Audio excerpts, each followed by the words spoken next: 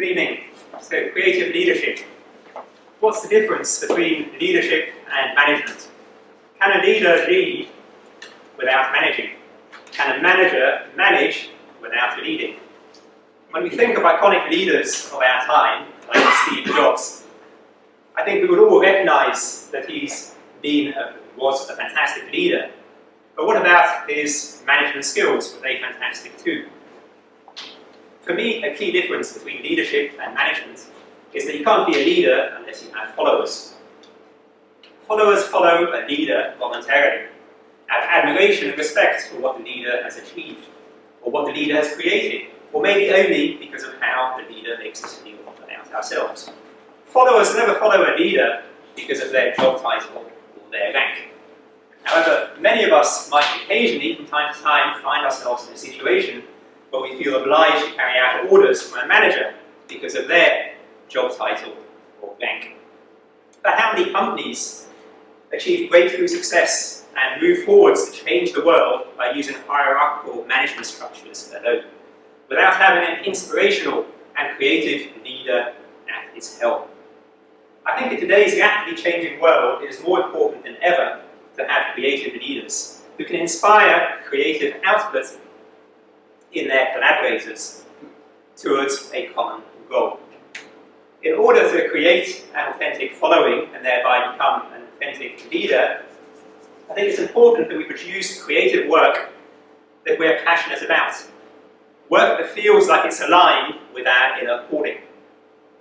Because if we're not producing and sharing work that's aligned with how we feel in our gut, then how can we ever expect our work to light a fire in someone else's belly and inspire them to want to collaborate with us to achieve goals that outsize our own goals as individuals?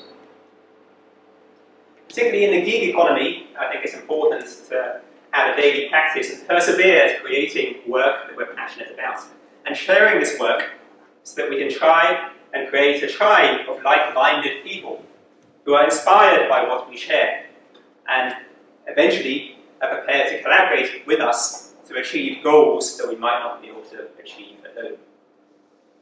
Reid Hoffman, the founder of LinkedIn, says everyone is working on their own hero story about their hero journey and the impact they've had or will have on the world. And he suggests that when we're looking to achieve our own goals, we should try and work out how we can involve others and try and see how we can make others or help others become their hero in their hero story when they collaborate with us to help us achieve ours.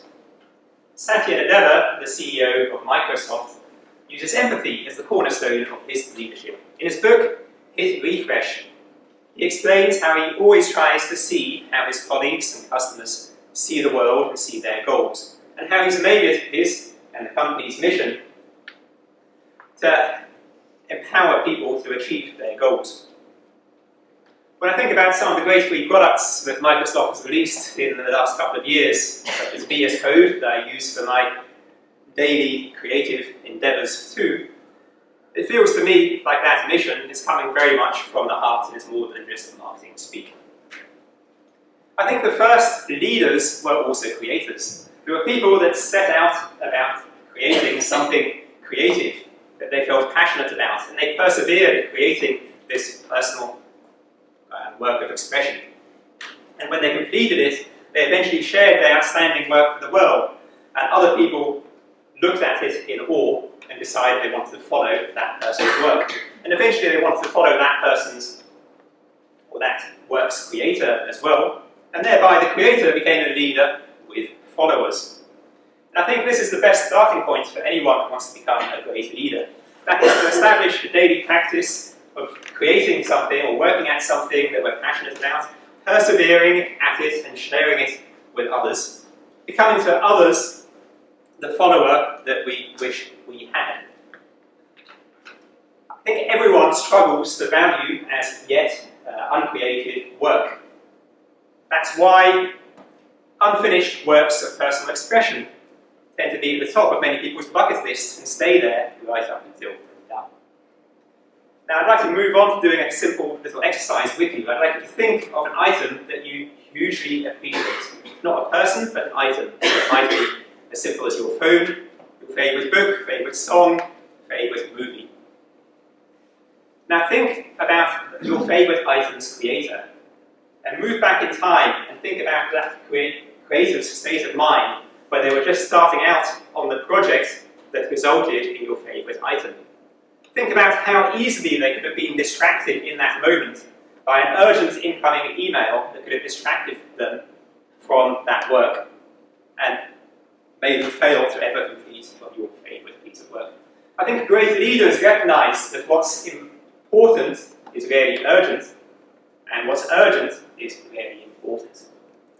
Therefore, I think it's critical that we carve out time every day to do undistracted work, focus on something that we're passionate about, share that with others, become to others the follower that we wish we had.